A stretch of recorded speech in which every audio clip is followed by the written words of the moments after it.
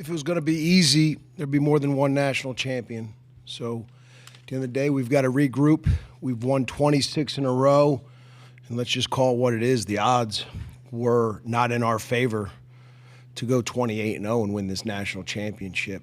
What's eerily similar is in 2016, we lost game one, 3-0, a left-hand pitcher threw a complete game shutout. Again, we've got to respond, rebound, regroup. We got Jacob Morrison pitching tomorrow. Answer the bell. We'll open it up to questions for the student athletes.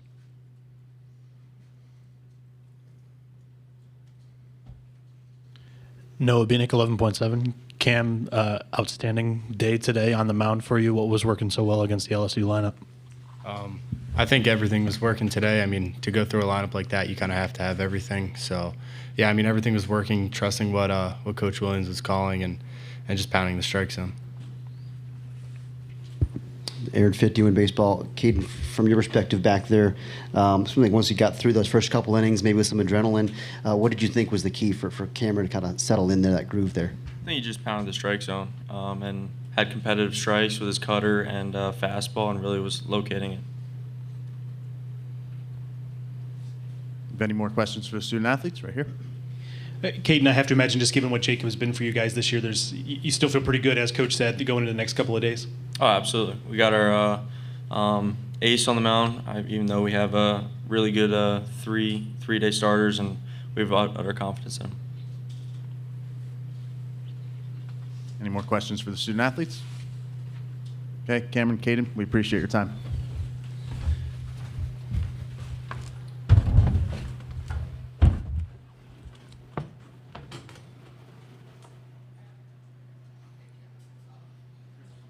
At this time, we'll open it up to questions for the Coach. Excuse me.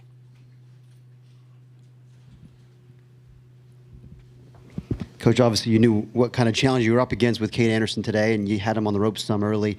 I'm just curious for what you wanted to attempt to do against him as far as your game plan and how he was able to succeed from your perspective. Well, let's just start. We were 0 for 9 with runners in scoring position. We just weren't able to get that big hit. Tip your hat to him. He's a really good pitcher. There's a reason why he's so successful. He's got multiple pitches that he could go to at any time. And I agree, we got him 25 pitches in the first inning, and we did a great job. But in the 6th, 7th, we had 2 10-pitch innings. So after the 7th, he was at 102. The 8th, he was at 115. They let him go 130, so maybe it didn't matter. But at the end of the day, you got to tip your hat to him. He made some critical pitches when he needed to.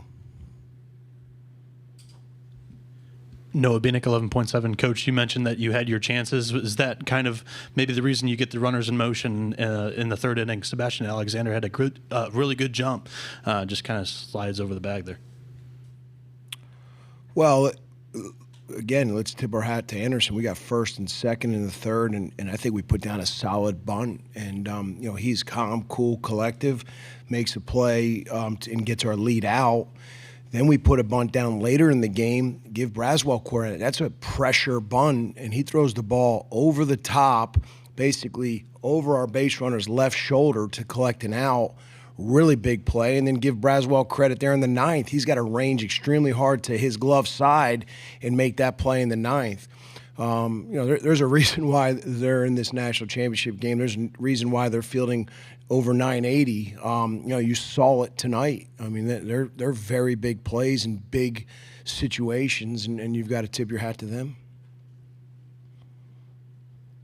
Ryan McGee, ESPN. Coach, a lot of this job is being a psychologist, psychiatrist, whatever. Do you have to worry about these guys tonight being focused or no? I don't think so, no. Like I said, we won 26 in a row. We're in a good space. We're in a good place. We lost to a really good team today, to a really good pitcher. And you just got to tip your hat to a guy that, executed some big pitches. And on the other end, you think about their run. We had a Curriel 0-2, and he grinded it out to a 3-2 count, and he drew a walk. And then, their 3-hole hitter, Malam gets a 1-2 base hit. It's a 2-strike base hit with a runner at second to give them their first and their only run.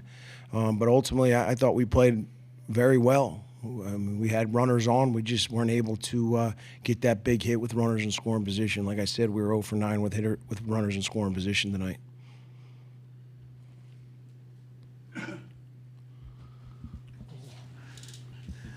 Noah Bieniek, 11.7. Coach, it wasn't just about the LSU pitcher on the mound. Your guy had a very good outing today.